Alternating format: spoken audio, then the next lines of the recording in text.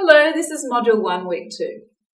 By the end of this lecture, you will have explored the desired attributes of a mathematics specialist teacher, and you will understand the requirements of this week's online self-assessment task. This week, we will be talking briefly about the attributes you will need to be an effective leader of mathematics in a primary school. Last week, we talked about one of the most important factors, the mathematical knowledge required for teaching.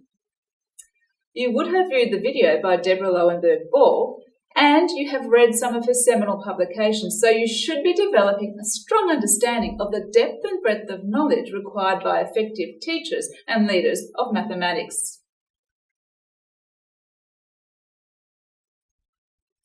In this week's reading, Donaldson, Field, Harris, Topin, Taylor provide a Venn diagram, which I have adapted slightly, illustrating the attributes of a mathematics specialist teacher.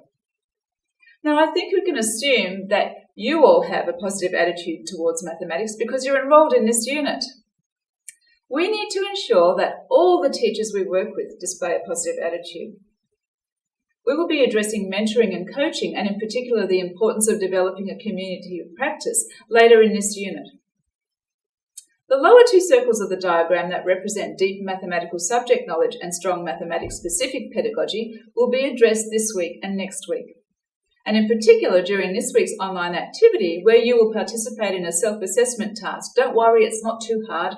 The task is offered through the National Centre for Excellence in the Teaching of Mathematics, based in the United Kingdom.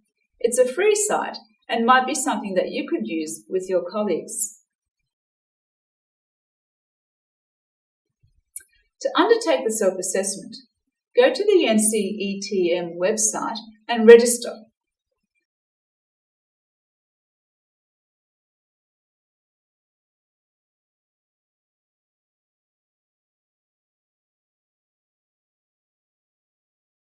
Once you have set up your registration, log in and click on the self-evaluation button at the top of the screen. This will take you to a new page.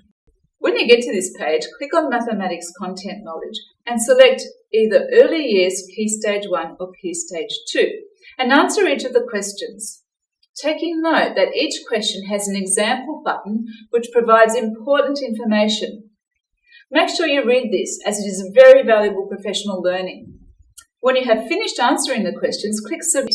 Repeat this with mathematics-specific pedagogy and embedding in practice. Now take your time to respond to the questions. When you're done, go to this week's discussion board and add a comment to the reflection discussion. We will also be discussing your reactions to the self-assessment and any questions you have at next week's drop-in session.